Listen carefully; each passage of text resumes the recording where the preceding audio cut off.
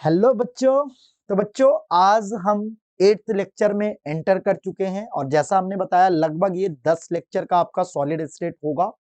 अगर किसी भी टॉपिक में आपको अगर लगता है कि दोबारा हमें कुछ और डिटेल में जानने की जरूरत है तो देखो यार, हर चैप्टर जो हम लोग ये सीरीज करा रहे हैं ये आपको जेईई मेन के एक अच्छे लेवल तक ले जाएगा, लेकिन आप और बेहतर परफॉर्मेंस करो इसके लिए मैंने जैसा आपको बताया था कि हमारे पास एक और प्लान हम कर रहे हैं जिससे हम आपके रैंक को कैसे और इंप्रूव कर सकते हैं। उसके लिए क्या हमारी प्रैक्टिस स्ट्रैटेजी होनी चाहिए, क्या हमारी टेस्ट स्ट्रैटेजी होनी चाहिए, उस पे हम बहुत जल्द आने वाले हैं। तो चलिए आज के लेक्चर को स्टार्ट करते हैं यार। जैसा हमने आपको लास्ट क्लास में बताया था कि बेटा पॉइंट डिफेक्ट जो होता है वो 3 तरह के डिफेक्ट होते हैं।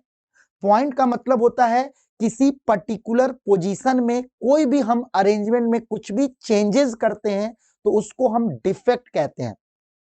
अगर हम किसी भी अरेंजमेंट में किसी भी तरह के कुछ भी अरेंजमेंट में क्रिस्टल लैटिस में कुछ भी चेंजेस होता है तो उसको हम डिफेक्ट कहते हैं। ये हमने लास्ट क्लास में आपको बताया था।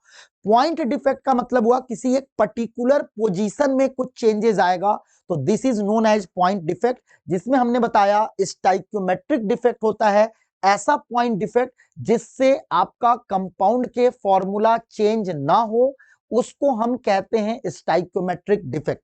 अब फॉर्मूला चेंज होगा कि नहीं होगा ये हमारा डिपेंड किस पे करता था यार, तो ये हमारा डिपेंड करता है केटायन और अनायन के नंबर के रेशियो पे।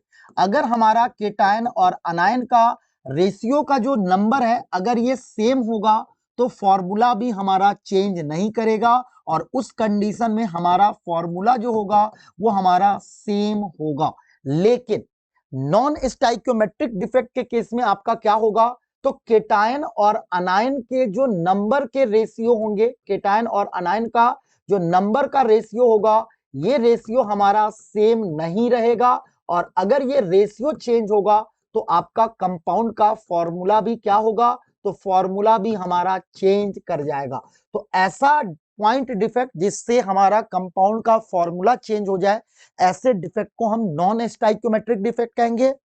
ऐसा पॉइंट डिफेक्ट जिससे हमारा फॉर्मूला चेंज ना हो इसको हम कहते हैं स्टाइक्योमेट्रिक डिफेक्ट। और हमने तीसरा बताया था इंप्यूरिटी डिफेक्ट, जिसमें हम क्या करते हैं किसी भी कंपाउंड के क्रिस्टल में अगर हम कोई न्यू एटम को आपका इंट्रोड्यूस करते हैं तो ऐसे पॉइंट डिफेक्ट को हम इंप्यूरिटी डिफेक्ट कहते हैं, जिसका मैंने एग्जांपल भी दिया था कि मान लो NaCl का क्रिस्टल है, इसमें हम स्ट्रोंशियम आयन को अगर इंट्रोड्यूस करते हैं तो स्ट्रोंशियम आयन न्यू एटम है, अगर कोई भी न्यू एटम को या आयन को हम इंट्रोड्यूस करेंगे तो this defect is known as impurity defect.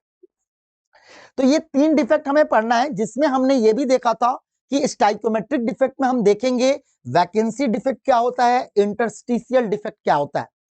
साथ में नॉन स्टाइक्योमेट्रिक डिफेक्ट में हम देखेंगे metal excess defect, metal deficiency defect क्या होता है। मेटल एक्सेस डिफेक्ट में हम 2 तरह के डिफेक्ट देखेंगे, metal excess defect due to anion vacancies और metal excess defect due to extra cation. तो वन बाय वन हम सारे डिफेक्ट को बहुत ही प्यार से समझेंगे एग्जाम्पल के साथ।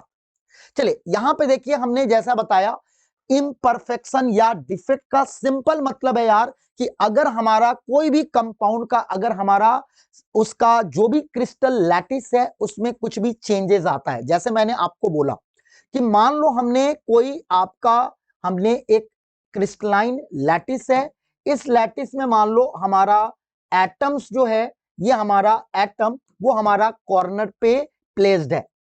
अगर हमारा एक क्रिस्टलाइन लैटिस है, क्यूबिक लैटिस जो आप देख सकते हो, इसमें मान लो हमारा कंस्टिट्यूएंट पार्टिकल्स कॉर्नर पे प्रेजेंट है जिसको हम परफेक्ट क्रिस्टल कह रहे हैं। अब इस परफेक्ट क्रिस्टल में अगर हम कुछ भी चेंजेस करते हैं तो उसको हम डिफेक्ट के नाम से जानते हैं। जैसे फॉर एग्जांपल अब इसमें हमने चेंज क्या किया, तो मान लो अब आपका क्यूबिकल लैटिस में सपोज हम मान लें कि हमारा जो कंस्टिट्यूएंट पार्टिकल्स हैं वो पहले 8 कॉर्नर पे था, अब मान लो कंस्टिट्यूएंट पार्टिकल्स हमारा सिर्फ 7 कॉर्नर पे है।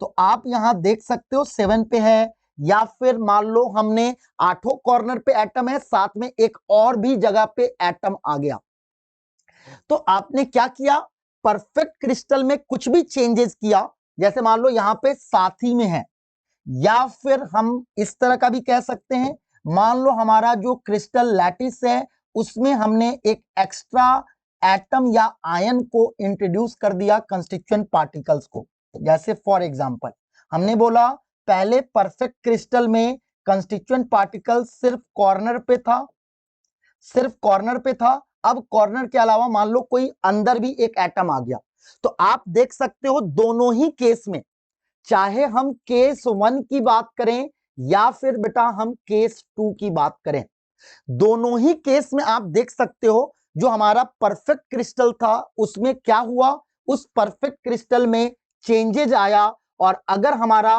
परफेक्ट क्रिस्टल में कुछ भी चेंजेस आता है तो उस चेंज को हम क्या कहते हैं, उस चेंज को हम डिफेक्ट कहते हैं। डिफेक्ट का सिंपल मतलब है यार, डिफेक्ट का सिंपल मतलब हमने क्या बोला, तो डिफेक्ट का सिंपल मतलब है कि परफेक्ट क्रिस्टल में कुछ भी चेंजेस आता है, परफेक्ट क्रिस्टल में कुछ भी चेंजेस आता है तो उस चेंज को हम डिफेक्ट के नाम से जानते हैं। तो आप देख सकते हो यहां पे क्या हो रहा, एक पर्टिकुलर पॉइंट में डिफेक्ट आ रहा, एक पर्टिकुलर पोजीशन में डिफेक्ट आ रहा, जिसको हम पॉइंट डिफेक्ट के नाम से जानते हैं। तो आप देख सकते हो परफेक्ट क्रिस्टल में चेंजेस आया, केस 1 में भी केस 2 में भी, तो इसको हम कहेंगे, केस 1 को भी क्या कहेंगे, डिफेक्ट इन क्रिस्टल। यहां पे क्या हुआ, क्रिस्टल में क्या आया, डिफेक्ट आया। यहां पे भी केस 2 की बात करें तो केस 2 में भी क्या हुआ, तो आपका क्रिस्टल में क्या हुआ, तो क्रिस्टल में हमारा डिफेक्ट आया। तो क्रिस्टल में डिफेक्ट आने का मतलब हुआ कि परफेक्ट क्रिस्टल में अगर हम कुछ भी चेंजेस करते हैं, परफेक्ट क्रिस्टल में अगर हम कुछ भी चेंजेस करते हैं तो इसको हम डिफेक्ट के नाम से जानते हैं। तो परफेक्ट क्रिस्टल में कुछ भी चेंजेस अगर आ रहा तो this is known as defect. और इसमें हमने बोला पॉइंट डिफेक्ट का मतलब क्या हुआ, तो अगर किसी पर्टिकुलर पॉइंट या किसी पर्टिकुलर पोजीशन में डिफेक्ट आ रहा, this is known as point defect. अगर किसी पर्टिकुलर लाइन में डिफेक्ट आएगा, पूरे लाइन में डिफेक्ट आ गया, तो उसको हम क्या कहेंगे, उसको हम लाइन डिफेक्ट कहेंगे। और अगर किसी पर्टिकुलर प्लेन में डिफेक्ट आएगा तो उसको हम प्लेन डिफेक्ट के नाम से जानते हैं। तो ये आपने देखा। अब इसमें हमने तीनों डिफेक्ट तो देख लिए हैं। पॉइंट डिफेक्ट में हमें क्या पढ़ना है, स्टाइकोमेट्रिक, नॉन स्टाइकोमेट्रिक और इंप्यूरिटी डिफेक्ट, ये तीनों डिफेक्ट हमें पढ़ने हैं जिसके बारे में हम बातें कर रहे हैं। चलिए आगे बढ़ते हैं यार, आगे बढ़ते हैं। सबसे पहले हम स्टाइकोमेट्रिक डिफेक्ट की बात करते हैं। जैसा मैंने बताया स्टाइकोमेट्रिक डिफेक्ट का 2 कंडीशन आपको ध्यान में रखना है। स्टाइकोमेट्रिक डिफेक्ट में केटायन और अनायन का जो नंबर का रेशियो होगा, ये रेशियो हमारा सेम होगा, ये रेशियो हमारा कांस्टेंट होगा। ये रेशियो हमारा कांस्टेंट होगा मतलब इस रेशियो में कोई चेंजेस नहीं आएगा। और अगर इस रेशियो में चेंज नहीं आएगा तो हमारा कंपाउंड का फॉर्मूला भी जो होगा वो हमारा सेम रहेगा, उसमें कुछ चेंजेस नहीं आएंगे। तो ऐसा पॉइंट डिफेक्ट जिसमें कटायन और अनायन का नंबर का रेशियो सेम होगा, जिससे फॉर्मूला भी सेम रहेगा, ऐसे डिफेक्ट को हम स्टाइकोमेट्रिक डिफेक्ट के नाम से जानते हैं। तो आपको यही बताया जा रहा, in this type of defect the crystal ratio between cations and anions remains the same as represented by the molecular formula.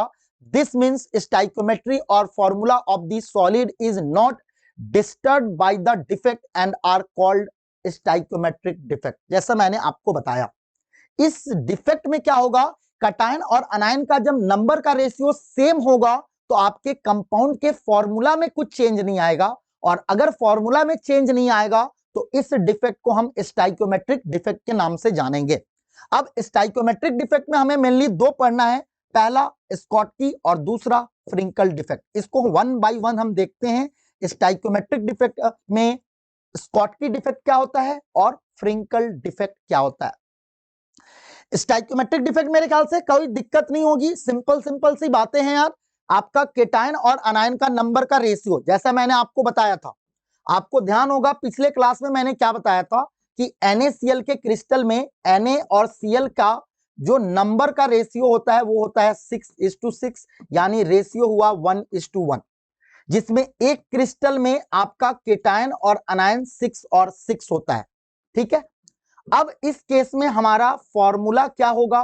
Formula होगा हमारा NaCl, क्योंकि रेशियो हमारा 1:1 है। ये रही बात हम किसकी कर रहे हैं? ये बात हम कर रहे हैं परफेक्ट क्रिस्टल की। परफेक्ट क्रिस्टल के केस में Na प्लस और Cl माइनस 6 है, और इस तरह से रेशियो 1:1 है, और रेशियो 1:1 है तो फॉर्मूला NaCl होगा।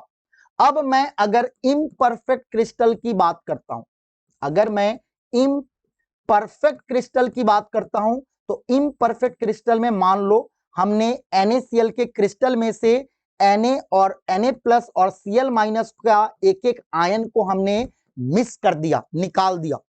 तो Na प्लस और Cl माइनस एक यूनिट सेल में 5-5 होंगे। तो अब देखो क्या परफेक्ट क्रिस्टल ये रहा? नहीं, डिफेक्ट आ गया, क्योंकि परफेक्ट क्रिस्टल में एक यूनिट सेल में Na प्लस 6 था और Cl माइनस भी 6 था, लेकिन इम्परफेक्ट क्रिस्टल में एक यूनिट सेल में Na प्लस 5 है, यानी डिफेक्ट आ चुका है। लेकिन अभी भी आप देखो तो हमारा कटायन और अनायन का जो रेशियो है वो सेम है, और इस वजह से हमारा जो फॉर्मूला होगा वो भी सेम होगा।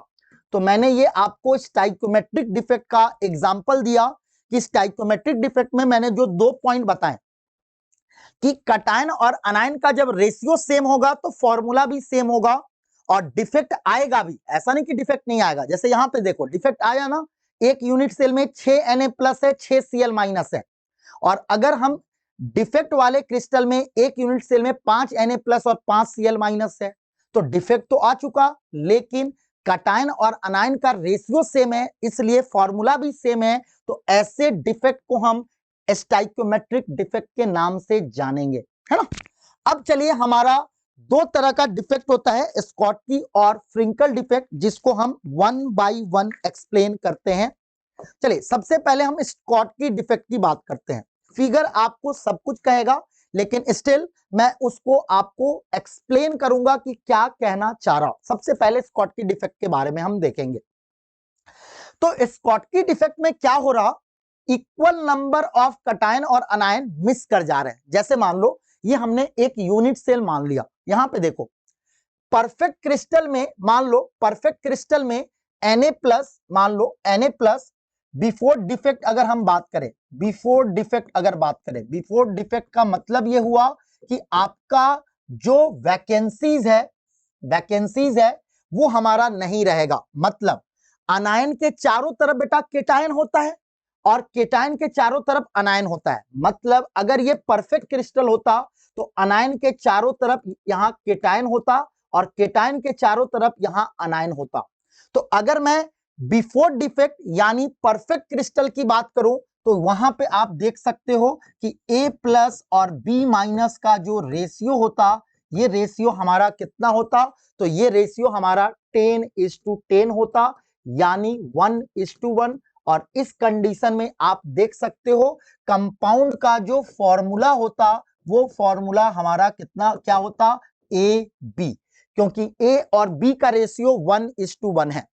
अब बात करते हैं आफ्टर डिफेक्ट। अब अगर बात करें हम आफ्टर डिफेक्ट, अब क्रिस्टल में डिफेक्ट आने का मतलब हुआ कि ओरिजिनल क्रिस्टल में आपने कुछ चेंज कर दिया। डिफेक्ट का मतलब ही क्या हुआ, हमने ओरिजिनल क्रिस्टल में कुछ चेंज कर दिया। जैसे हमने बोला यहां से हमने A प्लस को हटा दिया, यहां से हमने B माइनस को हटा दिया, तो अब ये डिफेक्टेड क्रिस्टल हो गया। अब ये क्या हो गया, आपने ओरिजिनल क्रिस्टल में चेंजेस किया, तो ये क्रिस्टल को हम डिफेक्टेड क्रिस्टल कहेंगे। तो आफ्टर डिफेक्ट अगर हम बात करें, तो यहां पे हम देख सकते हैं A प्लस और B माइनस का जो रेशियो है वो रेशियो कितना हुआ, तो अब ये रेशियो 9:9 हुआ, यानी 1:1। तो अब इसका फॉर्मूला की बात करें डिफेक्टेड क्रिस्टल का, तो इसका भी फॉर्मूला हमारा AB ही हुआ। इसका भी फॉर्मूला क्या हुआ, AB ही हुआ। तो आप देख सकते हो कटायन और अनायन के रेशियो में चेंज नहीं आया क्रिस्टल में डिफेक्ट आने के बावजूद। तो ऐसे डिफेक्ट को हम क्या कहेंगे, स्टाइकोमेट्रिक डिफेक्ट। और स्टाइकोमेट्रिक डिफेक्ट में भी ये हमारा स्कॉटकी डिफेक्ट कहलाएगा। यानी अगर हमारा ऐसा स्टाइकोमेट्रिक डिफेक्ट जिसमें कटायन और अनायन क्रिस्टल से मिस हो जाते हैं, बाहर चले जाते हैं, यानी आपका वैकेंसीज क्रिएट हो जाता है।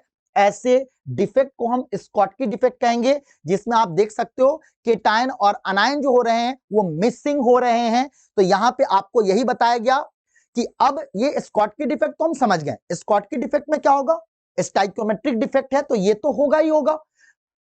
कटायन और अनायन के रेशियो में कोई चेंज नहीं आएगा, कटायन और अनायन के रेशियो में चेंज नहीं आएगा तो फॉर्मूला में चेंज नहीं आएगा। लेकिन स्कॉटकी डिफेक्ट को और हम कैसे एक्सप्लेन करें, तो सिंपल स्कॉटकी डिफेक्ट में कटायन और अनायन जो होता है वो क्रिस्टल से मिसिंग हो जाते हैं। कटायन और जो हमारा अनायन होता है वो आपके क्रिस्टल से क्या हो जाते हैं, मिसिंग होने के वजह से डिफेक्ट आता है।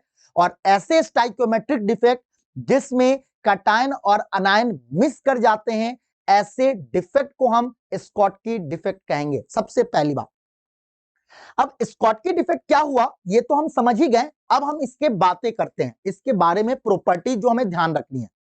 तो आपको बताया जा रहा स्कॉटकी डिफेक्ट के वजह से ये हमारा जो क्रिस्टल होता है उसकी कंडक्टिविटी बढ़ जाती है। It becomes a good conductor, यानी ये आयनिक क्रिस्टल जो था वो पहले से अब अच्छा कंडक्टर बन गया। क्यों बन गया यार, हमारा स्कॉटकी डिफेक्ट के वजह से ये हमारा जो क्रिस्टल था वो अच्छा कंडक्टर क्यों बना, इसका रीजन मुझे कोई बताएगा। अगर स्कॉटकी डिफेक्ट के वजह से हमारा जो क्रिस्टल है वो अच्छा कंडक्टर क्यों बना, तो सिंपल सी बात है यार, कंडक्टिविटी, कंडक्टेंस, यानी इलेक्ट्रिसिटी को कंडक्ट कौन करता है, चार्ज पार्टिकल। चार्ज पार्टिकल अपने साथ इलेक्ट्रिसिटी को कैरी करते हैं, यानी इलेक्ट्रिसिटी के कैरी करने के लिए चार्ज पार्टिकल का मूव करना जरूरी है ना। अब चार्ज पार्टिकल आपको दो फॉर्म में मिलते हैं, एक इलेक्ट्रॉन के फॉर्म में जो हम मेटल के केस में देखते हैं इलेक्ट्रॉनिक कंडक्टर। जो मेटल हमारा कंडक्टर होता है इलेक्ट्रिसिटी का, क्योंकि उसके पास फ्री इलेक्ट्रॉन होता है और वो फ्री इलेक्ट्रॉन इलेक्ट्रिसिटी को एक पॉइंट से दूसरे पॉइंट तक कैरी करते हैं। लेकिन आयनिक क्रिस्टल के पास यहां पे कोई इलेक्ट्रॉन नहीं है, आयंस फ्री हैं। आयंस कैसे फ्री हैं, तो आप देख सकते हो यहां पे वैकेंसीज के वजह से ये आयंस या इस वैकेंसीज के थ्रू आपका एक पॉइंट से दूसरे पॉइंट तक इजीली मूव कर सकता है। तो ये जो हमारा वैकेंसी क्रिएट हुआ, इस वैकेंसी के वजह से आयंस का एक पॉइंट से दूसरे पॉइंट तक इलेक्ट्रिसिटी कैरी करना इजी हो गया। पहले जब ये पूरे आयंस फिल थे तो आयंस के पास मूव करना आसान नहीं था, एक पॉइंट से दूसरे पॉइंट पे जगह नहीं थी और इसलिए वो इजीली मूव नहीं कर सकते थे। लेकिन स्कॉटकी डिफेक्ट के वजह से वैकेंसीज क्रिएट हुआ और उस वैकेंसीज के वजह से आप आयंस जो होगा वो एक पॉइंट से दूसरे पॉइंट तक इलेक्ट्रिसिटी को इजीली कैरी कर सकता है। यही रीजन है कि स्कॉटकी डिफेक्ट में आपका स्कॉटकी डिफेक्ट के वजह से कंडक्टिविटी बढ़ जाती है, क्योंकि वैकेंसीज क्रिएट होते हैं। स्कॉटकी डिफेक्ट में क्या हुआ यार, तो स्कॉटकी डिफेक्ट में आपका वैकेंसीज क्रिएट हुआ और उस वैकेंसीज के वजह से ये अच्छा कंडक्टर बन गया। दूसरी बात, स्कॉटकी डिफेक्ट में केटायन और अनायन जो होते हैं वो मिस हो जाते हैं क्रिस्टल से। तो केटायन और अनायन जब मिस होंगे तो केटायन और अनायन का कुछ मास होगा, तो वो अपने साथ कुछ मास को लेकर बाहर चले जाएंगे क्रिस्टल से। वॉल्यूम क्रिस्टल का कांस्टेंट है, लेकिन उस क्रिस्टल से कुछ आयंस मिस हो गए और मिस के वजह से मास मिसिंग हुआ, और मास मिसिंग हुआ तो आपको पता है डेंसिटी डिक्रीज हो जाएगी। क्योंकि डेंसिटी क्या होता है बेटा, डेंसिटी क्या होता है, डेंसिटी होता है मास बाई वॉल्यूम। तो मास डिक्रीज हुआ तो डेंसिटी भी क्या होगी, डिक्रीज होगी। मास क्यों डिक्रीज हुआ, क्योंकि क्रिस्टल से केटायन और अनायन पहले प्रेजेंट थे, अब ये बाहर चले गए, तो बाहर जाने के वजह से मास डिक्रीज हुआ और मास के डिक्रीज होने से डेंसिटी भी डिक्रीज होगी। तो स्कॉटकी डिफेक्ट के वजह से क्रिस्टल जो हमारा आयनिक क्रिस्टल है उसकी डेंसिटी डिक्रीज होगी, पहला पॉइंट। दूसरा पॉइंट हमें ध्यान में रखना है कि ये हमारा जो होगा वो अच्छा कंडक्टर बन जाएगा ड्यू टू वैकेंसीज। जो वैकेंसीज क्रिएट हो रही है उसके वजह से ये हमारा अच्छा क्रिस्टल बन जाएगा, सॉरी कंडक्टर। थर्ड पॉइंट आपको जो ध्यान रखना है कि स्कॉटकी डिफेक्ट जनरली कहां देखा जाता है, तो स्कॉटकी डिफेक्ट हमें वहां देखने को मिलता है जहां पे आपका कोऑर्डिनेशन नंबर हाई होता है। जैसे मान लो कोई ऐसा आयनिक क्रिस्टल है जिसका कोऑर्डिनेशन नंबर हाई है, जैसे आप देखो सीजियम क्लोराइड, सीजियम क्लोराइड का कोऑर्डिनेशन नंबर 8:8 होता है, NaCl का कोऑर्डिनेशन नंबर 6:6 होता है।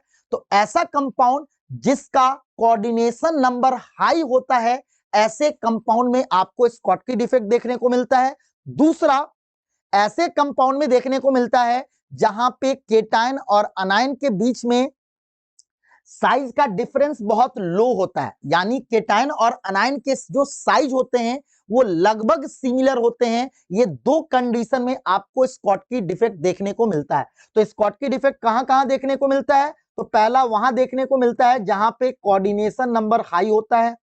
दूसरा हमें कहां देखने को मिलता है? जहां पे केटायन और अनायन का जो रेडियस का डिफरेंस होता है, ये डिफरेंस हमारा लो होता है। मतलब केटायन और अनायन का साइज जहां सेम लगभग सिमिलर होता है, उस कंडीशन में आपको क्या देखने को मिलता है? उस कंडीशन में आपको स्कॉटकी डिफेक्ट देखने को मिलता है। सिंपल सी बात है यार, अगर केटायन और अनायन का साइज का डिफरेंस नहीं होगा, समझना मैं कह रहा हूं स्कॉटकी डिफेक्ट हमें कहां देखने को मिलता है? जहां पे केटायन और अनायन का साइज लगभग सिमिलर होता है।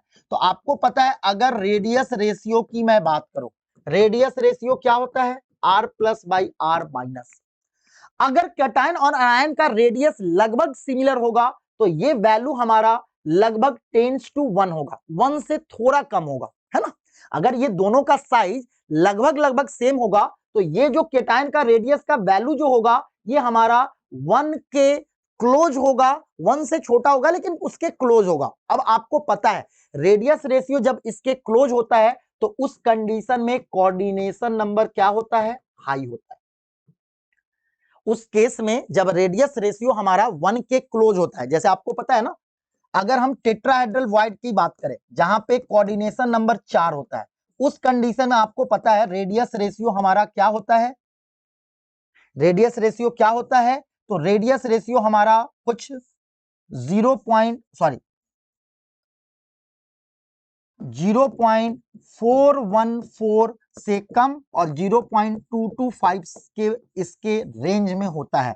तो आप देख सकते हो कोऑर्डिनेशन नंबर लो का मतलब 4, और उस केस में रेडियस रेशियो केटायन का जो रेडियस है वो अनायन के हाफ से भी कम है। तो यहां केटायन और अनायन के रेडियस रेशियो में डिफरेंस लार्ज है। तो आप देख सकते हो डिफरेंस लार्ज है मतलब कोऑर्डिनेशन नंबर भी क्या है? लो है। अगर मैं ऑक्टाहेड्रल वॉइड में आऊं जहां पे हमने देखा हुआ है ऑक्टाहेड्रल वॉइड के केस में कोऑर्डिनेशन नंबर 6 होता है, और उस कंडीशन में हमने देखा था कि हमारा केटायन और अनायन का जो रेडियस रेशियो होता है वो हमारा 0.414 से लेकर 0.732 के बराबर होता है। तो यहां पे भी केटायन और अनायन के बीच डिफरेंस है, लेकिन वो डिफरेंस अब कम होता जा रहा। जैसे जैसे कोऑर्डिनेशन नंबर बढ़ रहा वैसे वैसे आप देख सकते हो क्यूबिकल वॉइड के केस में, क्यूबिकल वॉइड के केस में हमने देखा है कोऑर्डिनेशन नंबर 8 होता है। उस कंडीशन में आपको पता है केटायन और अनायन का रेडियस रेशियो हमारा 1 से छोटा और 0.732 से बड़ा होता है। तो आप देख सकते हो जैसे जैसे हमारा कोऑर्डिनेशन नंबर बढ़ रहा वैसे वैसे केटायन और अनायन के साइज का जो डिफरेंस है वो कम होता जा रहा। जैसे जैसे केटायन और अनायन के साइज का डिफरेंस बढ़ेगा वैसे वैसे कोऑर्डिनेशन नंबर भी क्या होगा? कम होता जाएगा। यानी ये जो मैंने आपको यहां पे एक्सप्लेन किया बेटा, वहां पे मैंने क्या एक्सप्लेन करने की कोशिश की? यहां पे मैंने आपको एग्जांपल देकर जो हमने रेडियस रेशियो पढ़ा है उससे मैंने दो बातें आपको बताने की कोशिश की कि अगर हमारा अनायन और कटायन का साइज का जो डिफरेंस होगा, इसके रेडियस का जो डिफरेंस होगा, अगर इस डिफरेंस को अगर हम इंक्रीज करेंगे तो उस कंडीशन में कोऑर्डिनेशन नंबर डिक्रीज होगा। और दूसरा पॉइंट हमने ये देखा कि अगर हम केटायन और अनायन के साइज का जो डिफरेंस है अगर इसको डिक्रीज करेंगे तो उस कंडीशन में कोऑर्डिनेशन नंबर इंक्रीज होगा। तो यही आपको दो बातें बताई गई स्कॉटकी डिफेक्ट में कि केटायन और अनायन का साइज का डिफरेंस कम होगा, तो साइज का डिफरेंस अगर कम होगा तो कोऑर्डिनेशन नंबर ऑब्वियस है हाई होगा। तो यही आपको बताया जा रहा कि स्कॉटकी डिफेक्ट जो होगा उसके वजह से कंडक्टेंस बढ़ जाएगा, मास डिक्रीज होगा क्योंकि आपका केटायन और अनायन क्रिस्टल को छोड़कर बाहर निकल रहे हैं, तो मास मिसिंग होगा तो डेंसिटी डिक्रीज होगी। तीसरा बताया गया कि कोई भी आयंस बाहर कब जाना चाहेगा, जब इसके चारों तरफ बहुत सारे आयंस होंगे। बहुत सारे आयंस का मतलब कोऑर्डिनेशन नंबर हाई होगा। आपके क्रिस्टल से मिसिंग एटम्स कब इजीली मिस हो जाएंगे, जब उसके चारों तरफ बहुत सारा एटम्स होगा, तो उस हिंड्रेंस को कम करने के लिए वहां पे एटम्स का चांस होगा कि वो मिस कर जाए। तो मिसिंग वाला जो आपको स्कॉटकी डिफेक्ट में एग्जांपल दिया जा रहा है, ये जनरली कब होता हुआ देखा जाता है, जब कोऑर्डिनेशन नंबर हाई होगा। और कोऑर्डिनेशन नंबर जब हाई होता है तो केटायन और अनायन के साइज का जो डिफरेंस होता है वो हमारा लो होता है। तो ये 3 पॉइंट्स आपको बताए गए। स्कॉटकी डिफेक्ट भी हमारा स्टाइकोमेट्रिक डिफेक्ट कैसे है, तो वो भी मैंने बताया कि स्कॉटकी डिफेक्ट स्टाइकोमेट्रिक डिफेक्ट का ही टाइप है। कैसे, तो यहां पे आप देख सकते हो डिफेक्ट के वजह से फॉर्मूला में कोई चेंजेस नहीं आया। अब हम आते हैं फ्रिंकल डिफेक्ट पे। ये भी हमारा स्टाइकोमेट्रिक डिफेक्ट है, तो यहां भी कटायन और अनायन के रेशियो में कोई चेंजेस नहीं आएगा और यहां भी हमारा फॉर्मूला सेम होगा। तो चलिए इसको देखते हैं, इसमें क्या हो रहा। इसमें आप देख सकते हो क्या हो रहा, तो आप ये देख सकते हो कि यहां पे क्या हो रहा, कटायन जो है, कटायन जैसे Na+ जो थोड़ा लाइट है, लाइट जो पिंक जैसा दिख रहा, वो हमारा कटायन है। तो केटायन आप देख सकते हो यहां पे केटायन और यहां पे केटायन अपने जगह को छोड़कर कहीं अंदर वाले जगह पे चले गए हैं। इसी को इंटरस्टिशियल डिफेक्ट कहते हैं। और ये हमारा वैकेंसी डिफेक्ट हुआ। कैसे वैकेंसी डिफेक्ट, तो इनके जाने से क्या हुआ, वैकेंसी क्रिएट हो गई। तो जब भी वैकेंसी क्रिएट होगी डिफेक्ट के वजह से, ऐसा पॉइंट डिफेक्ट जिसके वजह से वैकेंसी क्रिएट होगी, उसको हम वैकेंसी डिफेक्ट कहेंगे। इंटरस्टिशियल डिफेक्ट का मतलब हुआ ऐसा पॉइंट डिफेक्ट जिसके वजह से कंस्टिट्यूएंट पार्टिकल्स कोई अंदर वाले पोजीशन पे आ जाते हैं, उसको हम इंटरस्टिशियल डिफेक्ट कहते हैं। तो हमने देखा था ना इंटरस्टिशियल डिफेक्ट और हमने देखा था वैकेंसी डिफेक्ट, उसका एग्जांपल मैंने आपको समझाया। अब चलिए फ्रिंकल डिफेक्ट में देखो, जब क्रिस्टल में केटायन और अनायन जो पहले थे वो भी अभी भी उतने ही हैं। तो अगर केटायन देखो बस जगह छोड़कर चला गया, यहां से केटायन मान लो यहां चला गया और यहां से केटायन आपका यहां चला गया, तो केटायन ने अपने पोजीशन को चेंज करके अंदर वाले पोजीशन पे वो चले गए हैं। तो अंदर वाले पोजीशन पे चले गए मतलब केटायन और अनायन का जो नंबर है वो अभी भी सेम है। और कटायन और अनायन का नंबर सेम होगा तो उनका रेशियो भी सेम होगा, रेशियो सेम होगा तो फॉर्मूला भी सेम होगा, और फॉर्मूला सेम होंगे तो इस तरह से हम कह सकते हैं कि फ्रिंकल डिफेक्ट भी हमारा स्टाइकियोमेट्रिक डिफेक्ट है। फ्रिंकल डिफेक्ट स्टाइकियोमेट्रिक डिफेक्ट कैसे है, तो देखो अगर मान लो यहां पे अगर हम बात करें 3 6 1 2 3 4 5, देखो तो अगर ये यहां पे केटायन ना होकर आपका यहां पे होता, यहां पे ना होकर यहां पे होता, तो आप देख सकते हो 18 Na+ होता, 18 Cl- होता। अब ये अपने जगह को छोड़कर यहां पे चले आए हैं, तब भी हमारा Na+ 18 है और Cl- भी 18 है। ये हम बिफोर डिफेक्ट की बात कर रहे हैं। ये हमारा किस कंडीशन में बात कर रहे हैं यार, बिफोर डिफेक्ट, और ये हम बात कर रहे हैं आफ्टर डिफेक्ट। तो इसको डिफेक्ट क्यों कहेंगे, क्योंकि ओरिजिनल क्रिस्टल में Na+ का पोजीशन ये था, Na+ का पोजीशन ये था। अब Na+ ने अपना पोजीशन छोड़कर कहीं दूसरे जगह पे चला गया, तो मैंने बोला ओरिजिनल क्रिस्टल में कुछ भी चेंजेस करेंगे तो उसको हम डिफेक्ट के नाम से जानेंगे। तो यहां पे ओरिजिनल क्रिस्टल में चेंजेस हो रहा तो इसको हम क्या कहेंगे, डिफेक्ट कहेंगे। बात समझ में आई। अब केटायन और अनायन कहीं बाहर नहीं जा रहे हैं और ना ही बाहर से कोई अंदर आ रहा, मतलब एक क्रिस्टल में पहले जितने केटायन थे अभी भी उतने हैं, पहले जितने अनायन थे अभी भी हैं। तो केटायन और अनायन का नंबर अगर सेम होगा तो रेशियो सेम होगा, रेशियो सेम होगा तो फॉर्मूला भी सेम होगा। और ये हुआ हमारा फ्रिंकल डिफेक्ट। कैसे ये स्टाइकोमेट्रिक डिफेक्ट हुआ, क्योंकि केटायन और अनायन के रेशियो में चेंज नहीं आ रहा तो फॉर्मूला भी चेंज नहीं होगा। और ऐसा डिफेक्ट जिसमें फॉर्मूला चेंज नहीं होगा उसको हम सिंपली स्टाइकोमेट्रिक डिफेक्ट कहेंगे। अब इसके कुछ पॉइंट देखते हैं। बोला जा रहा due to this defect conductivity is increased. Simple सी बात है यार, फिर वैकेंसीज क्रिएट हुई, कंडक्टिविटी क्या होगा, इंक्रीज हो जाएगा। अब इस क्रिस्टल में ना कोई आयन अंदर से बाहर जा रहा, ना कोई आयन बाहर से अंदर आ रहा, यानी हमारा जो आयन क्रिस्टल के अंदर था वो अभी भी अंदर है, तो मास भी कांस्टेंट, वॉल्यूम भी कांस्टेंट, यानी फ्रिंकल डिफेक्ट में हमारा डेंसिटी सेम रहेगा। तो यही आपको बताया जा रहा, density remains same because the mass is constant. आपके क्रिस्टल से में बाहर से ना कोई अंदर आ रहा आयन, तो बाहर से अंदर नहीं आएगा तो मास इंक्रीज नहीं होगा, ना अंदर से कोई बाहर जा रहा, जब अंदर से बाहर नहीं जाएगा तो मास डिक्रीज भी नहीं होगा, यानी हमारा मास कांस्टेंट है। मास कांस्टेंट तो डेंसिटी भी कांस्टेंट। अब ध्यान दो, आप खुद ही बताओ ये हमारा डिफेक्ट कहां देखने को मिलेगा जनरली। तो देखो, अगर केटायन अपने पोजीशन को छोड़कर जहां भी अंदर वाले पोजीशन पे आ गया, यानी आप देख सकते हो किसी अंदर वाले पोजीशन पे आपका केटायन आया, तो जहां भी आएगा यहां पे कोऑर्डिनेशन नंबर क्या हुआ, बढ़ गया। तो कौन से क्रिस्टल में कोऑर्डिनेशन नंबर कंपाउंड कब बढ़ाना चाहेगा, तो कोऑर्डिनेशन नंबर वो तब बढ़ाना चाहेगा जब उसका कोऑर्डिनेशन नंबर लो होगा। कोऑर्डिनेशन नंबर लो कब होगा, जब कटायन और अनायन के साइज का डिफरेंस ज्यादा हो। अगर डिफरेंस कटायन और अनायन के साइज का डिफरेंस अगर कम होगा मतलब कोऑर्डिनेशन नंबर हाई होगा, और अगर केटायन और अनायन के साइज का डिफरेंस अगर हमारा ज्यादा होगा तो कोऑर्डिनेशन नंबर लो होगा। तो आप देख रहे हो कि अगर अंदर वाले पोजीशन पे केटायन आ रहा तो इस एरिया में कोऑर्डिनेशन नंबर बढ़ गया, तो जिसका कोऑर्डिनेशन नंबर पहले से हाई होता वो अपने कोऑर्डिनेशन नंबर को नहीं बढ़ाएगा। कोऑर्डिनेशन नंबर को कौन बढ़ाएगा, जिसका कोऑर्डिनेशन नंबर लो होगा। यानी ये third point, it is observed in case of low coordination number compound. क्यों, क्योंकि इंटरस्टिशियल डिफेक्ट के केस में कटायन अंदर जिस भी जगह पे जाएगा वहां पे कोऑर्डिनेशन नंबर को बढ़ा देगा, और कोऑर्डिनेशन नंबर अपना कौन बढ़ाएगा, जिसका कोऑर्डिनेशन नंबर लो है। कोऑर्डिनेशन नंबर लो होने का मतलब केटायन और अनायन के साइज का जो डिफरेंस होगा वो हमारा ज्यादा होना चाहिए। तो आपको ये चौथा पॉइंट उसी से रिलेटेड है।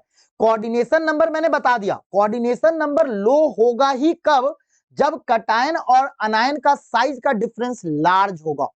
क्योंकि कटायन और अनायन का साइज का डिफरेंस जब लार्ज होगा तो आपको पता है अगर डिफरेंस लार्ज होगा तो कटायन और अनायन का जो रेशियो होगा ये हमारा लो होगा, और कटायन और अनायन का रेशियो लो होने का मतलब हुआ कोऑर्डिनेशन नंबर भी हमारा लो होगा। कोऑर्डिनेशन नंबर भी क्या होगा, कोऑर्डिनेशन नंबर लो होगा। ये पहला पॉइंट। दूसरा पॉइंट मैंने अभी समझाया, अगर केटायन और अनायन का रेशियो हमारा जनरली अगर हाई है यानी क्लोज टू 1 है, अगर केटायन और अनायन का रेशियो जो है अगर ये हमारा क्लोज टू 1 है, 1 के क्लोज का मतलब एग्जैक्ट 1 नहीं, 0.7 0.8 मतलब 1 के आसपास की वैल्यू है, तो उस कंडीशन में आपको पता है ये कब होगा, जब कोऑर्डिनेशन नंबर हाई होगा। और इस कंडीशन में आपको जब ये क्लोज टू 1 कब होगा, जब हमारा इन दोनों के बीच का डिफरेंस जो है वो डिफरेंस हमारा क्या होना चाहिए, डिफरेंस हमारा लो होना चाहिए।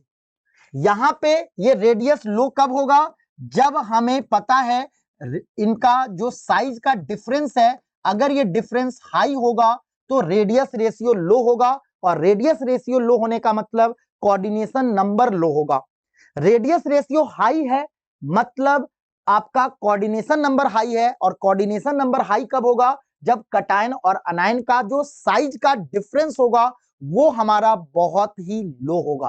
तो यही आपको बताया गया। तो मेरे ख्याल से ये आप समझ जाओगे। और आखिरी जो नोट में पॉइंट रखा गया है ये आपको ध्यान देना है, AgBr जो होता है वो दोनों ही टाइप का डिफेक्ट देता है, मींस ये फ्रिंकल और स्कॉटकी डिफेक्ट दोनों देता है, फ्रिंकल डिफेक्ट भी देता है और स्कॉटकी डिफेक्ट भी देता है। देखो कोऑर्डिनेशन नंबर जो 4 वाले हैं उसका मैक्सिमम चांस क्या है, उसका मैक्सिमम चांस है कि वो आपका फ्रिंकल डिफेक्ट दे। कोऑर्डिनेशन नंबर 8 वाले का चांस मैक्सिमम क्या है, तो उनका ज्यादातर चांस है कि वो स्कॉटकी डिफेक्ट दे। लेकिन जिनका कोऑर्डिनेशन नंबर अगर 6 होगा उनका दोनों का चांस हो सकता है, वो अपने 6 को 4 भी कर सकते हैं, 8 भी कर सकते हैं। तो ये पॉइंट्स आपको यहाँ पे स्कॉटकी डिफेक्ट से रिलेटेड बताया गया।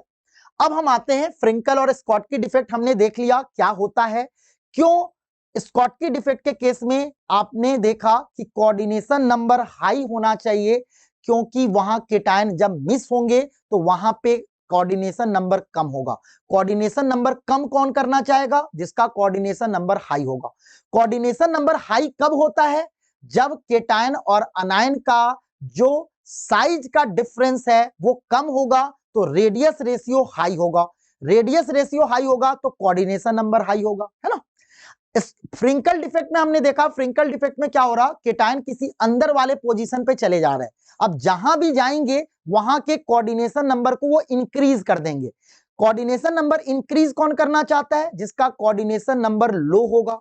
अब आपको पता है, आपको क्या पता है, कोऑर्डिनेशन नंबर लो किसका होगा, कोऑर्डिनेशन नंबर लो उसका होगा जिसका रेडियस रेशियो लो होगा। रेडियस रेशियो लो कब होते हैं, जब कटायन और अनायन के साइज का डिफरेंस बहुत ज्यादा होता है। तो ये आपके पॉइंट्स हैं। फिर मैं आता हूं नॉन स्टाइक्योमेट्रिक डिफेक्ट पे। स्टाइक्योमेट्रिक डिफेक्ट हमने देखा, स्टाइक्योमेट्रिक डिफेक्ट के केस में हमने देखा कि फॉर्मूला में कोई चेंज नहीं आएगा, फॉर्मूले में चेंज नहीं आएंगे। साथ में हमने ये भी देखा कि फॉर्मूला में तो चेंज नहीं ही आ रहा, हमने ये देखा फॉर्मूला में चेंज तो नहीं ही आ रहा, है ना। साथ में आपका केटायन और अनायन का रेशियो भी सेम होगा। लेकिन नॉन स्टाइक्योमेट्रिक डिफेक्ट में क्या होगा, तो नॉन स्टाइक्योमेट्रिक डिफेक्ट में हमने देखा सिंपल कि नंबर ऑफ कटायंस और नंबर ऑफ अनायंस जो होंगे इसका जो रेशियो होगा ये हमारा सेम नहीं रहेगा, यानी बिफोर डिफेक्ट आफ्टर डिफेक्ट ये रेशियो चेंज हो जाएगा।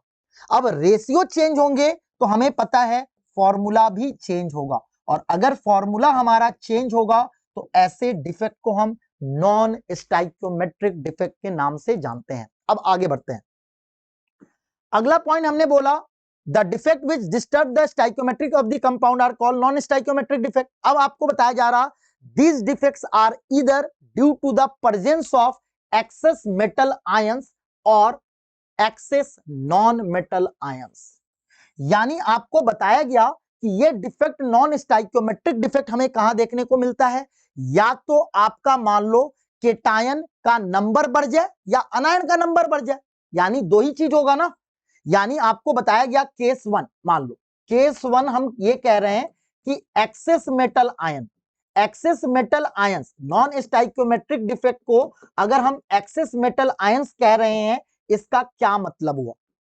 अगर हम स्टाइक्योमेट्रिक डिफेक्ट को अगर हम एक्सेस मेटल आयंस कह रहे हैं इसका क्या मतलब हुआ, इसका सिंपल मतलब हुआ बेटा कि आपका अगर केटायन और अनायन का रेशियो अगर हमारा सेम नहीं रहेगा, अगर केटायन और अनायन का रेशियो अगर हमारा सेम नहीं रहेगा तो दो चीजें होंगी, या तो ये रेशियो इंक्रीज होगा या तो ये रेशियो डिक्रीज होगा।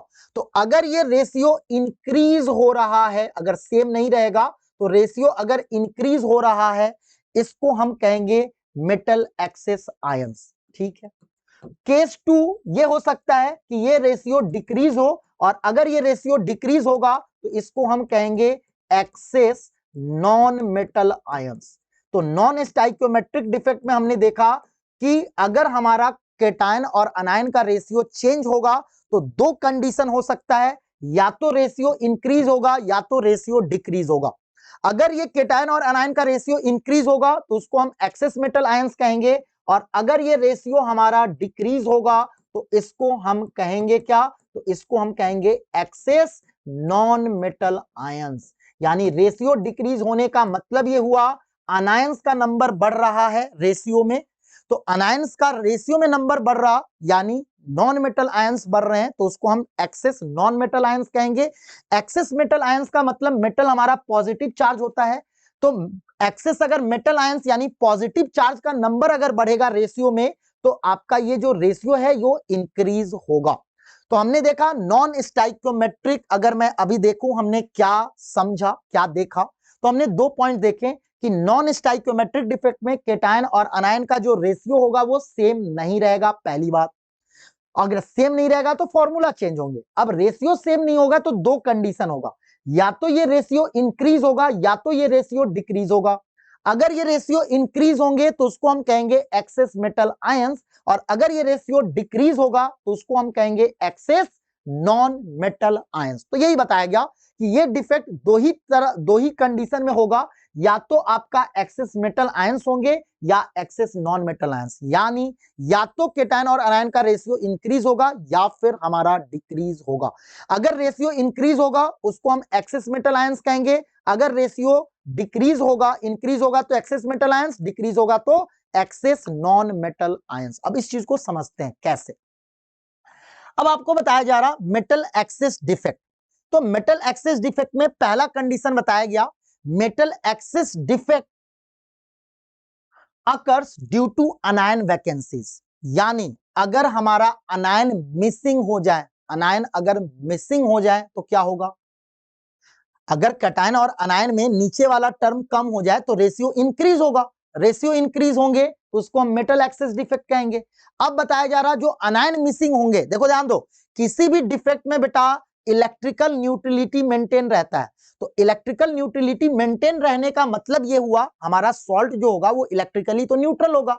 अब अनायन सिर्फ मिस किए हैं, अनायन अगर सिर्फ मिस किए हैं तो निगेटिव चार्ज को सेटिस्फाई कौन करेगा, तो अनायन जो होगा वो हमारा इलेक्ट्रॉन के द्वारा उस चार्ज को कौन ऑक्यूपाई करेगा, निगेटिव चार्ज को इलेक्ट्रॉन ऑक्यूपाई करेगा, और उसी सेंटर को हम एप सेंटर कहते हैं। यही एप सेंटर रीजन होता है for colour of compound, reason for colour of compound. F centre जो होता है वो कंपाउंड का कलर होने का रीजन होता है। क्यों होता है, तो जहां पे अनायन मिसिंग हुए हैं, जहां पे अनायन मिसिंग हुए हैं वहां पे इलेक्ट्रॉन आएगा, और वो इलेक्ट्रॉन जब डी एक्साइट होगा तो डी एक्साइट के समय जो वो फोटोन रिलीज करेगा वो एनर्जी विजिबल रेंज में लाई करती है, इसलिए एप सेंटर के वजह से कंपाउंड कलर शो करते हैं। इसको मैं फिर से आपको यहां पे समझा देता हूं। Metal excess defect due to anion vacancies हमने कहा, इसका क्या मतलब हुआ, तो इसका सिंपल ये मतलब हुआ बेटा मेटल, इसका सिंपल क्या मतलब हुआ, तो इसका सिंपल ये मतलब हुआ कि जैसे मान लो हमने ऐसा चार्ट बना दिया है ना, क्योंकि आपको पता है आयनिक क्रिस्टल जो होता है वो 3 डायमेंशनल स्ट्रक्चर है, तो चारों तरफ चलता रहेगा, चारों डायरेक्शन में है ना, तो चारों डायरेक्शन में चल रहा। अब मैंने कहा मान लो यहाँ पे A प्लस है, यहाँ पे B माइनस है, यहाँ पे A प्लस है, यहाँ पे B माइनस है, यहाँ पे हमारा B माइनस है, यहाँ पे हमारा A प्लस है, यहाँ पे हमारा B माइनस है, यहाँ पे हमारा A प्लस है। अब इस तरह के ये हमारा परफेक्ट क्रिस्टल है, मान लो ये हमारा क्या है, ये हमारा परफेक्ट क्रिस्टल है। अब चलिए इसमें कुछ चेंज करते हैं, डिफेक्ट लाते हैं। अब हमने कुछ चेंज किया तो डिफेक्ट आएगा। अब मैं कह रहा हूं ये डिफेक्ट जो है वो ड्यू टू अनायन वैकेंसीज हुआ, क्योंकि यही हम पढ़ रहे हैं metal excess defect due to anion vacancies, यही हमने पढ़ा ना अभी, metal excess defect due to anion vacancies.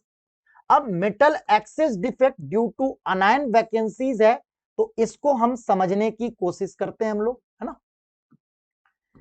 Metal excess defect due to anion vacancies, यानी अनायन अपने जगह से हट गए। अब जैसे मान लो इस लैटिस में अनायन हटकर यहाँ पे इलेक्ट्रॉन आ गया, तो अनायन हटकर अगर हमारा इलेक्ट्रॉन आएगा तो क्या होगा यार, अनायन हटकर अगर हमारा इलेक्ट्रॉन आएगा तो आप देखो ये कंपाउंड अभी भी इलेक्ट्रिकली न्यूट्रल है, इसके चार्ज में कोई चेंजेस नहीं आया। यहां पे क्या हुआ, तो यहां पे ये हमारा मेटल एक्सेस डिफेक्ट क्यों हुआ, क्योंकि आप देख सकते हो ये हमारा डिफेक्टेड क्रिस्टल है, ये हमारा क्या है, डिफेक्टेड क्रिस्टल है। अब हमने कहा metal excess defect due to anion vacancies, anion के वैकेंसीज के वजह से मेटल एक्सेस डिफेक्ट। अब मेटल एक्सेस डिफेक्ट कह रहे हैं, इसका मतलब यह कैटायन और अनायन का रेशियो हमारा इंक्रीज होगा। अब देखो परफेक्ट क्रिस्टल में नंबर ऑफ कैटायन और नंबर ऑफ अनायन का रेशियो क्या है, तो आप देख सकते हो नंबर ऑफ कैटायन और नंबर ऑफ अनायन का जो रेशियो है ये हमारा 1 है। अब चलिए अब हम बात करते हैं डिफेक्टेड क्रिस्टल की बात। डिफेक्टेड क्रिस्टल में नंबर ऑफ कैटायन और नंबर ऑफ अनायन का हम देखें अगर रेशियो, तो कैटायन और अनायन का हमारा रेशियो कितना है, तो कैटायन हम देख सकते हैं 4 है, अनायन हमारा 3 है अनायन। तो ये हमारा रेशियो आ गया 1.33, यानी हमारा रेशियो जो है वो इंक्रीज हो गया। अब रेशियो आप देख सकते हो इंक्रीज हुआ है, इसका मतलब हुआ मेटल एक्सिस डिफेक्ट इसको कहेंगे, और रेशियो चेंज हुआ मतलब फॉर्मूला चेंज होगा, तो इसको हम नॉन स्टाइकियोमेट्रिक डिफेक्ट भी कहेंगे। नॉन स्टाइकियोमेट्रिक डिफेक्ट क्यों कहा? क्योंकि फॉर्मूला चेंज होगा। फॉर्मूला कैसे पता चेंज होगा? तो कटायन और अनायन का रेशियो आप देखो ना, अगर ये रेशियो चेंज हो रहा तो फॉर्मूला भी चेंज होगा, फॉर्मूला चेंज होगा तो इसको नॉन स्टाइकियोमेट्रिक डिफेक्ट कहेंगे। अब आपको मैंने बताया अगर रेशियो इंक्रीज होगा तो इसको हम मेटल एक्सेस डिफेक्ट कहेंगे। तो ये मेटल एक्सेस डिफेक्ट हुआ। अब ये मेटल एक्सेस डिफेक्ट क्यों आया? तो मेटल एक्सेस डिफेक्ट आया अनायन वैकेंसीज के कारण। अनायन अपने जगह को छोड़कर चला गया, इस वजह से वैकेंसीज, अनायन के वैकेंसीज के वजह से जो मेटल एक्सेस डिफेक्ट हुआ उसको हम कहेंगे metal excess defect due to anion vacancy. Charge को न्यूट्रलाइज करने के लिए उस अनायन के जगह पे जो इलेक्ट्रॉन आया, इसी इलेक्ट्रॉन के सेंटर को हम कहते हैं एफ सेंटर, और यही एफ सेंटर हमारा कलर, कंपाउंड के कलर का रीजन होता है। अब मैंने बोला कैसे, तो आपको पता है जब भी हम किसी इलेक्ट्रॉन को एक्साइट करेंगे तो वो फिर से डी एक्साइट होगा स्टेबिलिटी गेन करने के लिए। जब डी एक्साइट होते समय जो फोटोन वो रिलीज करेगा वो हमारा जो होगा वो फोटोन विजिबल रेंज में अगर लाइक करेगा तो कंपाउंड क्या होगा? कलर शो करेगा। तो ये हुआ हमारा metal excess defect due to आपका अनायन वैकेंसीज। अब हम देखते हैं दूसरा हमारा क्या है? Metal excess defect due to extra cation. यानी एक हमारा तरीका क्या था? रेशियो को बढ़ाने का एक तरीका हमने देखा, अनायन कम हो जाए, अनायन की वैकेंसीज हो जाए। दूसरा तरीका एक्स्ट्रा केटायन क्रिस्टल के अंदर आ गया, तब भी हमारा ये रेशियो इंक्रीज हो जाएगा। तो ये हमारा दूसरा कंडीशन हुआ metal excess defect due to extra cation. यानी आपने देखा कटायन जो है वो हमारा एक्सेस एक्स्ट्रा आ गया, और एक्स्ट्रा आ गया तो ये हमारा metal excess defect due to anion vacancies का फिगर आपको दिया गया है। यहां से देखो अनायन मिस होकर उस जगह पे इलेक्ट्रॉन आ गया, और इसी सेंटर को हम क्या कहते हैं? इसी सेंटर को हम कहते हैं एफ सेंटर, है ना। यहां पे देखो ये हमारा metal excess defect due to presence of interstitial cation, मतलब एक्स्ट्रा कटायन आएगा तो सारा साइड तो पहले से ऑक्यूपाइड है, तो कटायन जो एक्स्ट्रा आएगा वो क्या होगा? कहीं अंदर वाले पोजीशन पे जाएगा यार। अगर हमारा क्रिस्टल में हर पोजीशन फिल्ड है तो एक्स्ट्रा कटायन कहां जाएगा? कोई अंदर वाले पोजीशन पे जाएगा। तो इसलिए ये जो चार्ट हमारा बी पार्ट का है वो बता रहा metal excess defect due to the presence of interstitial cation. आपको पता है किसी डिफेक्ट में कंपाउंड की इलेक्ट्रिकल न्यूट्रलिटी मेंटेन रहेगी, तो जितना पॉजिटिव चार्ज आएगा उतना नेगेटिव चार्ज आएगा, यानी पॉजिटिव चार्ज और नेगेटिव चार्ज इक्वल अमाउंट में आएंगे तो ये भी हमारा क्या होगा? इलेक्ट्रिकली न्यूट्रल होगा, है ना। यानी आपको समझो इस तरह से, जो हमारा परफेक्ट क्रिस्टल था उसमें ये थे नहीं, परफेक्ट क्रिस्टल ये था। अब इसमें एक्स्ट्रा कटायन आ गया तो भी आप देख सकते हो कटायन और अनायन का रेशियो क्या होगा? बढ़ जाएगा ना यार। पहले ये देखो, पहले रेशियो कितना था? 4 और 4, रेशियो 1 था before defect. Before defect cation भी 4 थे, अनायन भी 4 थे, रेशियो सेम था। आफ्टर डिफेक्ट क्या हुआ? कटायन हमारा जो है, सॉरी ये 6 थे, 6 और 6, ठीक है। अब हमने कहा अगर मैं इसकी बात करूं, यहां पे अगर मैं बात करूं तो आफ्टर डिफेक्ट क्या हुआ? कटायन जो है वो हमारा 7 हो गया, अनायन हमारा 6 है, ये रेशियो हमारा कुछ 1.17 आ गया आफ्टर डिफेक्ट। तो आप देखो क्या ये रेशियो बढ़ा या नहीं बढ़ा? तो अगर हमारा कटायन और अनायन का रेशियो जब भी इंक्रीज करेगा इसको हम कहेंगे मेटल एक्सेस डिफेक्ट। दूसरे कंडीशन में मेटल का डिफेक्ट आने का रीजन क्या है? तो दूसरे केस में मेटल में, क्रिस्टल में डिफेक्ट आने का रीजन है एक्स्ट्रा केटायन आपका इंट्रोड्यूस हो रहा। Metal excess defect due to anion vacancies में क्या हो रहा? अनायन अपने प्लेस को छोड़कर क्रिस्टल से बाहर चले जा रहे हैं, और उस अनायन के जगह पे जो इलेक्ट्रॉन आ रहा उस इलेक्ट्रॉन को हम एफ सेंटर कहते हैं। ये एफ सेंटर कलर कंपाउंड का कलर शो करने का रीजन होता है। क्यों? क्योंकि ये जब इलेक्ट्रॉन डी एक्साइट होता है तो इसका जो फोटोन इंपार्ट करता है वो हमारा विजिबल रेंज में लाई करता है, इसलिए एफ सेंटर की वजह से कंपाउंड कलर शो करते हैं। तो ये दोनों पॉइंट मेरे ख्याल से आपको चीजें इजिली क्लियर हुई होंगी। हमने बार बार बोला जब भी हमारा मेटल एक्सिस डिफेक्ट की बात आएगी हमें ध्यान रखना है कटायन और अनायन का रेशियो इंक्रीज होगा, अनायन कम हो जाएंगे तब भी कटायन अनायन का रेशियो बढ़ेगा, एक्स्ट्रा केटायन बाहर से आएगा तब भी हमारा केटायन और अनायन का क्या होगा, तो आपका क्या होगा, सिंपल रेशियो इंक्रीज होगा।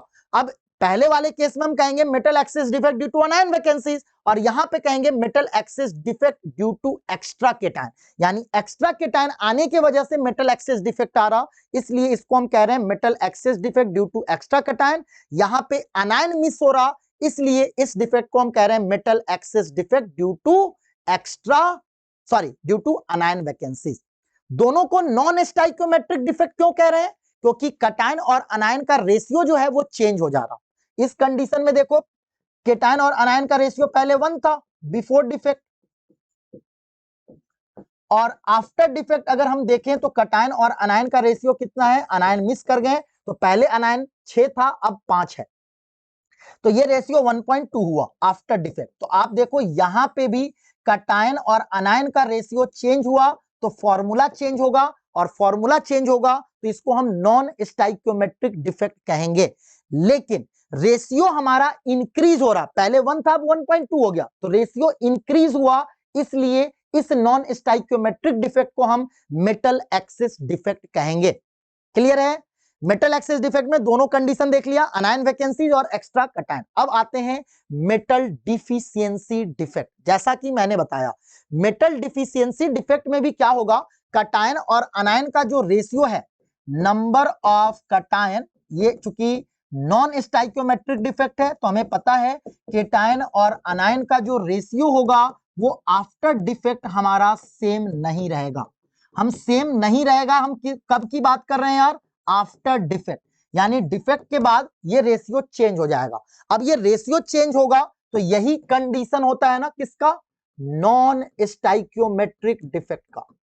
नॉन स्टाइकियोमेट्रिक डिफेक्ट का यही कंडीशन है कि अगर हमारा केटायन और अनायन का रेशियो अगर बिफोर डिफेक्ट आफ्टर डिफेक्ट अगर सेम नहीं होगा तो उसको हम नॉन स्टाइकियोमेट्रिक डिफेक्ट कहेंगे। आप ध्यान दो, अब सेम नहीं रहेगा तो मैंने बोला दो कंडीशन हो सकता है, या तो केटायन और अनायन के रेशियो इंक्रीज हो सकते हैं, या तो केटायन और अनायन का रेशियो जो होगा वो हमारा इंक्रीज हो सकता है। अगर ये रेशियो इंक्रीज होंगे तो उसको हम मेटल एक्सिस डिफेक्ट कहेंगे, और अगर रेशियो ये हमारा नंबर ऑफ कटायन और नंबर ऑफ अनायंस का रेशियो जो है वो डिक्रीजेज आफ्टर डिफेक्ट। अगर हमारा केटायन और अनायन का रेशियो सेम नहीं हुआ है, मतलब अगर मैं कहूं इंक्रीज भी कर सकता है डिक्रीज भी कर सकता है, इंक्रीज वाले कंडीशन हमने पिछले बार देखा metal excess defect. Metal deficiency defect में ये डिक्रीज करेगा, और ये हम कब की बात कर रहे हैं, आफ्टर डिफेक्ट। इसी नॉन स्टाइकियोमेट्रिक डिफेक्ट को, ऐसे नॉन स्टाइकियोमेट्रिक डिफेक्ट को हम क्या कहते हैं, इसको हम कहते हैं मेटल डिफिशियंसी डिफेक्ट। सिंपल सा है यार, बहुत आसान लैंग्वेज में मैंने चीजों को समझाया है बेटा, तो मेरे ख्याल से आपको दिक्कत नहीं आनी चाहिए। फिर भी अगर कोई डाउट हो तो जरूर कमेंट बॉक्स में कमेंट करेंगे। अब आपको बताया गया कि ये हमारा डिफेक्ट जनरली कौन शो करता है, तो जनरली ये हमारा ट्रांजिशन मेटल शो करते हैं। मेटल डिफिशियंसी डिफेक्ट जो होता है वो जनरली हमारा क्या होता है, ट्रांजिशन मेटल शो करते हैं, जो आपने देखा भी होगा Fe0.930 है ना। मान लो बिफोर डिफेक्ट फॉर्मूला FeO है और आफ्टर डिफेक्ट Fe0.930 बन गया। तो यहां पे क्या हुआ, आप देखो पहले हमारा फॉर्मूला FeO था और आफ्टर डिफेक्ट हमारा फॉर्मूला बन गया Fe0.930।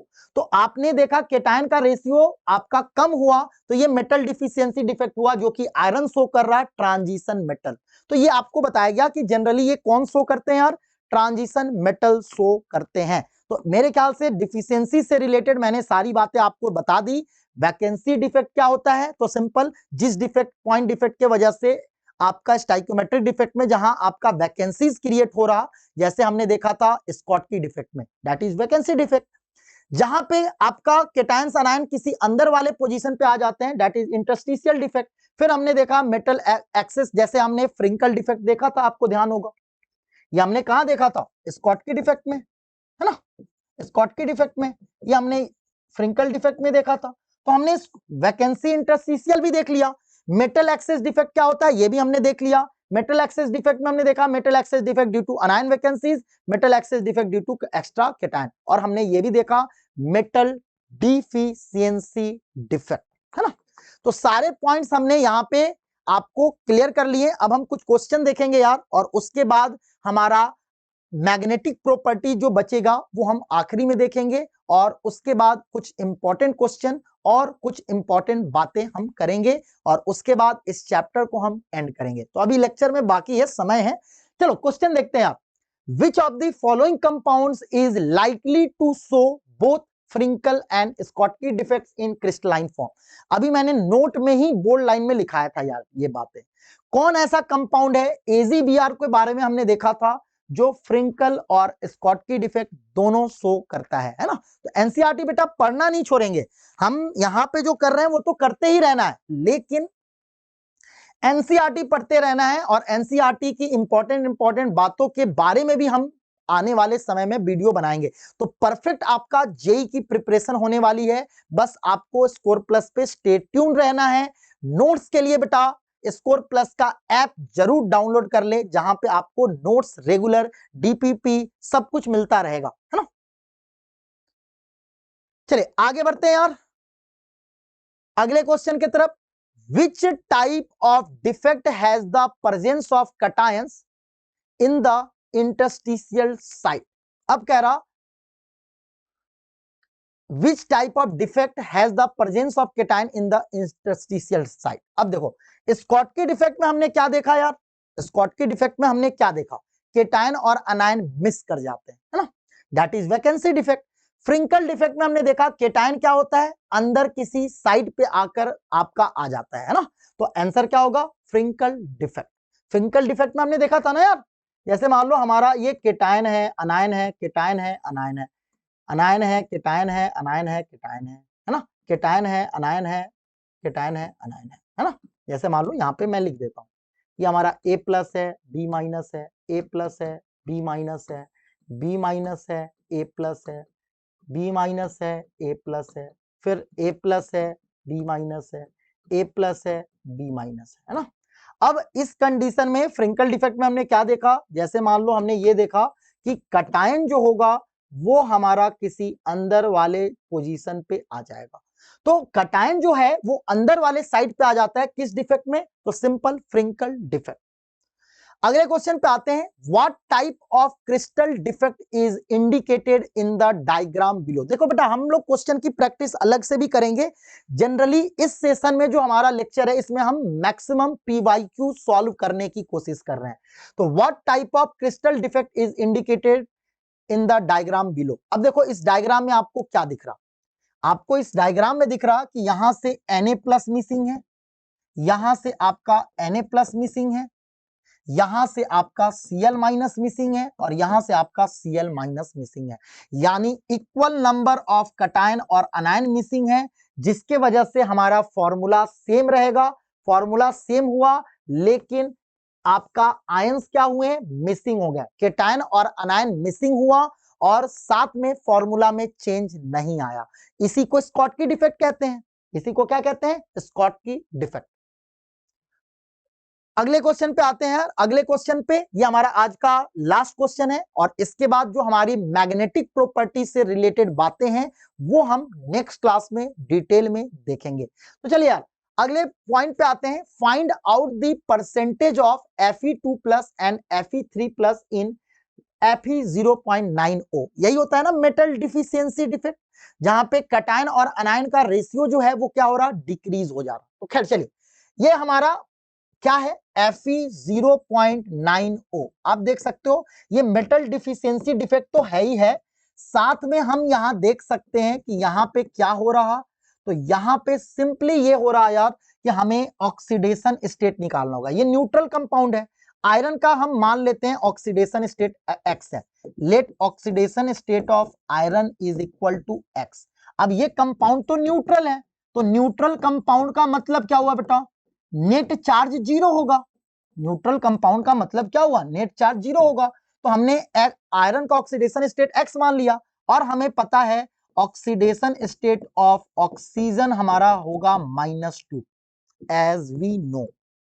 हम ये जानते हैं, हम क्या जानते हैं यार, ऑक्सीजन का ऑक्सीडेशन स्टेट -2 और आयरन का ऑक्सीडेशन स्टेट x। अब यहां पे ध्यान दो, ये हम एवरेज की बात कर रहे हैं। अब ध्यान दो, आयरन का ऑक्सीडेशन स्टेट x है इनटू 0.9, ठीक है, ये आयरन का नंबर ऑफ एटम 0.9 है। एक एटम पे जो चार्ज होता है उसको ऑक्सीडेशन स्टेट कहते हैं। तो आयरन का ऑक्सीडेशन स्टेट x माना तो एक एटम पे चार्ज x है और एटम कितना है 0.9, तो x इंटू 0.9 चार्ज हो जाएगा टोटल आयरन पे। ऑक्सीजन पे चार्ज है -2 और ऑक्सीजन के कितने एटम है, 1 इंटू 1, ये हो गया टोटल चार्ज। अब हमें पता है न्यूट्रल कंपाउंड है, तो न्यूट्रल कंपाउंड के केस में नेट चार्ज हमारा 0 होता है, तो ये चार्ज की वैल्यू 0 होनी चाहिए। यहां से x आ गया हमारा 20/9, तो यानी एवरेज ऑक्सीडेशन स्टेट हमारा 20/9 आ गया। तो एवरेज जैसे एटॉमिक मास हमने मोल कॉन्सेप्ट में निकालना सीखा था, वही फॉर्मूला लगाएंगे यार। एवरेज ऑक्सीडेशन स्टेट क्या होगा, परसेंटेज ऑफ Fe2+ का percentage into oxidation state of, simple, summation of percentage of atom into oxidation state divided by 100, यही होगा फॉर्मूला। अब देखो एवरेज ऑक्सीडेशन स्टेट 20/9 है, दो तरह के एटम है यार, Fe2+ का परसेंटेज हमने मान लिया x, ठीक है, उसका ऑक्सीडेशन स्टेट होगा +2। अब अगर Fe2+ का परसेंटेज हमने y माना और Fe2+ पे चार्ज है +2, तो आप बताओ अगर Fe2+ y होगा बेटा तो Fe3+ कितना होगा। अगर हमारा Fe2+ अगर y है तो Fe3+ कितना होगा, आप बताओ। अगर Fe2+ y है तो Fe3+ का परसेंटेज होगा 100 - y। Fe3+ पे कितना चार्ज है, +3 डिवाइडेड बाई 100, ये हो गया एवरेज ऑक्सीडेशन स्टेट और वो आ चुका है 20/9। तो बस सॉल्व कर ले, क्या हो जाएगा, यहां पे लेफ्ट में ला देते हैं, 2y + 300 - 3y इक्वल टू 2000/9। तो यहां से देखिए y हमारा कितना आ गया, 300 - 2000/9, तो ये देखो कितना आ गया यार, 700/9। ये y जो है ये हमारा क्या है, परसेंटेज Fe2+। तो Fe2+ का परसेंटेज आ गया, तो आप Fe3+ का भी निकाल सकते हैं। कैसे, तो सिंपली 100 में से उसको माइनस कर देंगे तो Fe3+ का परसेंटेज निकल जाएगा। तो इस तरह से हम इस क्वेश्चन को सॉल्व कर सकते हैं, जो कि बहुत आसान था। हमें बस एवरेज ऑक्सीडेशन स्टेट का फॉर्मूला आपको पता ही है, Fe का ऑक्सीडेशन स्टेट एवरेज नहीं पता था, वो हमने x मान लिया था। ऑक्सीजन का -2 होता है, कंपाउंड न्यूट्रल है तो नेट चार्ज 0 होगा और यहां से एवरेज ऑक्सीडेशन स्टेट आया। एवरेज ऑक्सीडेशन स्टेट का हमने फॉर्मूला लगाया और डायरेक्ट हमारा Fe2+ का परसेंटेज आ गया। अब यहां से आप चाहें तो परसेंटेज Fe3+ भी निकाल सकते हैं। Fe3+ का परसेंटेज कितना होगा, 100 - y। Fe3+ का परसेंटेज क्या होगा, 100 - y। तो ये था बेटा डिफेक्ट से रिलेटेड इंपॉर्टेंट कॉन्सेप्ट और उससे रिलेटेड पूछे गए क्वेश्चंस।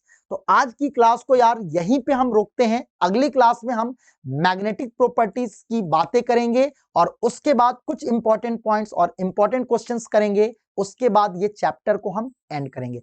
तो आज की क्लास को यहीं पे रोकते हैं, मिलते हैं नेक्स्ट क्लास में, तब तक के लिए जय हिंद जय Bharat, thank you so much, bye bye.